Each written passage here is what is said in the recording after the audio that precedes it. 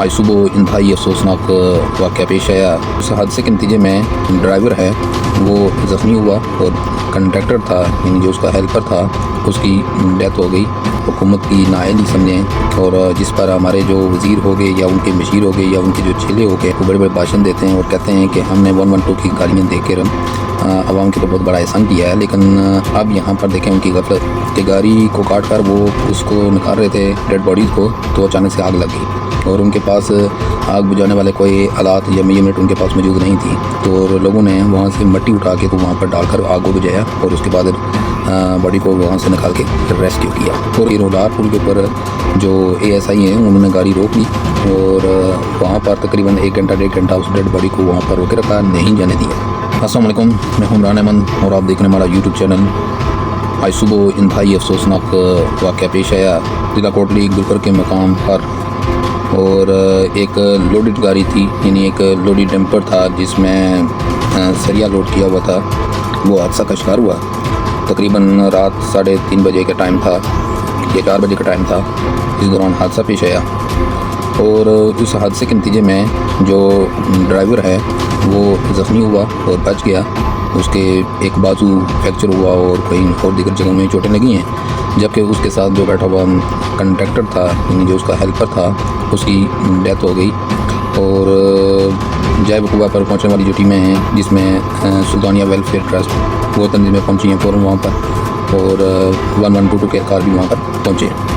इब्तदाई इतलात के मुताबिक हादसा जो है वो मोड़ काटने से रोनमा हुआ और उसके बाद जब डेड बॉडी को निकालने की कोशिश की जा रही थी तो डेड बॉडी जो है वो फंसी हुई थी, उसको नहीं निकाला जा रहा था और मुश्किल तरीके से उसको निकाला है। और ये कहा जा रहा था कि कटर के साथ काट के गाड़ी को वहाँ से उसको निकाला है।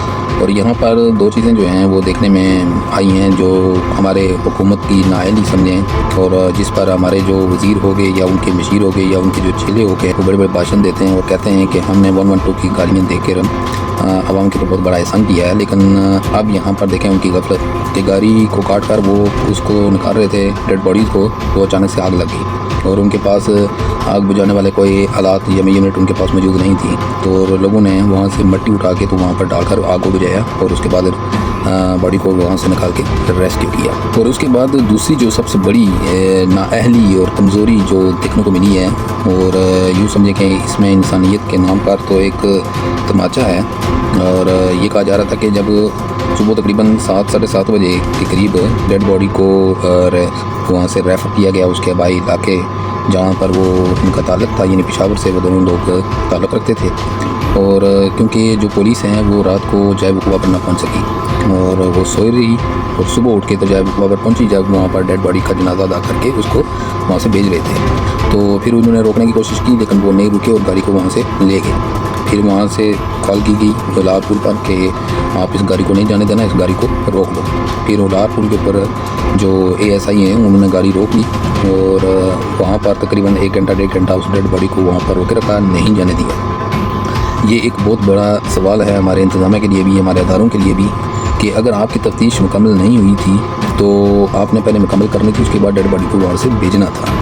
फिर आप लोग सो रहे थे, आपको तो सुबह सवेरे उठ के तो वहाँ पर पहुँचना था। जैसे ही आपको इतला मिली थी कि यहाँ पर हादसा पेश हो गया, मीडिया वाले वहाँ पर पहुँच चुके हैं, वहाँ की कवरेज हो रही है, तो आप लोग वहाँ पर नज़र नहीं आए। ये समझ लें कि ये अलमिया है हमारे कश्मीर का कि जहाँ पर इस तरह का सेटअप बैठा हुआ है कि वहाँ उनके अंदर इंसानियत नाम की कोई चीज़ ही नहीं है। और ये बहुत सारे सवालात हैं और इसके ऊपर DC साहिबान या DSP साहब कोटली ये उनको जवाबदेही करनी पड़ेगी कि ये मामला ऐसा क्यों पेश हुआ।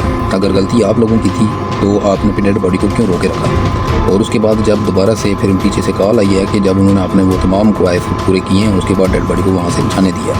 तो जबकि ऐसा नहीं होना चाहिए, अगर आपकी अपनी गलतियाँ हैं तो उनको तस्लीम करना चाहिए और उसके बाद फिर कोई नेक्स्ट स्टेप उठाना चाहिए।